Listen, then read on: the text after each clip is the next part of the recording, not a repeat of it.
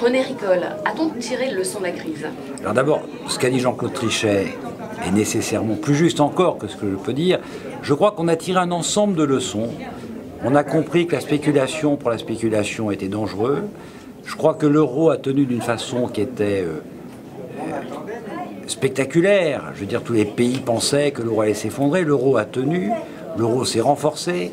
Ils ont pris des mesures de gouvernance complètement spectaculaires. Avec Jean-Claude Trichet l'a sûrement dit, 2 traités qui ont été pris pendant cette période pour permettre un bon fonctionnement de la zone euro.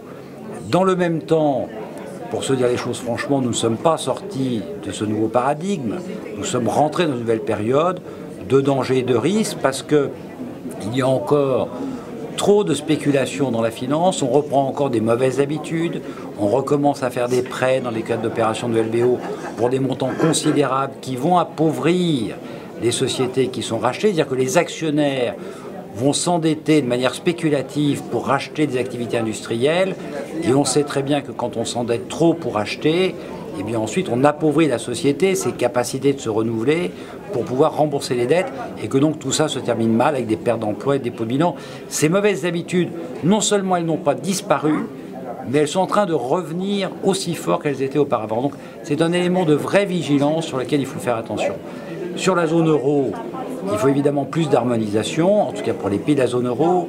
Il faut donc probablement un même ministre du budget pour avoir des mêmes règles budgétaires, et ça évitera la compétition fiscale entre les pays, des mêmes règles économiques, nous respections les mêmes contraintes. La France se met beaucoup à l'abri en réalité des contraintes qu'ont subies les autres pays, ou qu'ils ont acceptées d'ailleurs, que ce soit la Grèce, mais que ce soit aussi l'Italie, l'Espagne, le Portugal. Et nous sommes toujours en arrière de la main. En réalité, on n'a pas vraiment traversé la crise, et nous refusons de rentrer dans une période d'effort qu'il va bien falloir faire. Et ces efforts, si on veut qu'ils ne soient pas trop douloureux pour l'ensemble de la population, il faut les faire le plus vite possible. Et donc ça veut dire qu'il faut arrêter les faux débats sur le temps de travail, sur la rémunération des jeunes, pour se mettre dans une situation où le plus possible de gens aient de l'emploi, créent de la richesse et fassent de la relance.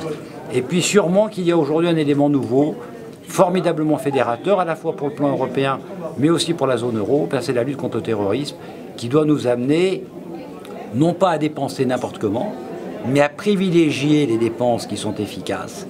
Les dépenses efficaces, c'est celles qui permettent aux gens de vivre dans la sécurité, c'est la lutte contre le terrorisme, qui permettent aux gens de vivre en bonne santé, c'est les dépenses pour la santé, et qui permettent aux gens évidemment d'avoir un avenir et une bonne éducation, et ces dépenses pour l'éducation nationale et la formation professionnelle.